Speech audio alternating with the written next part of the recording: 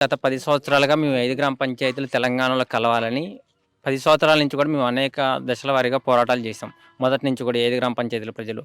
కానీ ఇప్పుడు ఇరు రాష్ట్రాల ముఖ్యమంత్రులు భేటీ అవుతున్న నేపథ్యంలో ఇప్పుడు ఈ 5 గ్రామ పంచాయతీలను తెలంగాణలో కలిపి మాకు ఈ విభజనలో ఏవైతే నష్టపోయామో వాటన్నింటినీ కూడా ఇప్పుడు మాకు 5 గ్రామ పంచాయతీల ప్రజలకు మాకు ఒక గొప్ప వరంగా మాకు ప్రసాదిస్తారని ఈ 2 తెలుగు రాష్ట్రాల ముఖ్యమంత్రులపైన మాకు ఆశ ఉంది. ఇప్పటికైనా కానీ మా ఈ 5 గ్రామ పంచాయతీలతో పాటు భద్రాచలం కూడా పూర్తిగా నష్టపోయింది. అంటే 5 గ్రామ పంచాయతీలు కలిస్తేనే భద్రాచలం కానీ 5 గ్రామ పంచాయతీలకు కానీ ఒక లాభం అనేది జరుగుతుంది.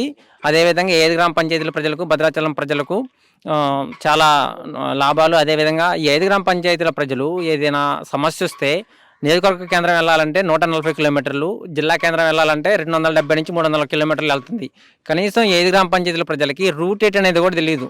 అంటే జిల్లా కేంద్రానికి పాడేరు వెళ్ళాలంటే అదే మాకు భద్రాచలంలో కలిస్తే జిల్లా కేంద్రం 40 కిలోమీటర్లు, నియోజకవర్గ కేంద్రం 1 కిలోమీటర్ నుంచి 9 కిలోమీటర్ల దూరంలో ఉంది.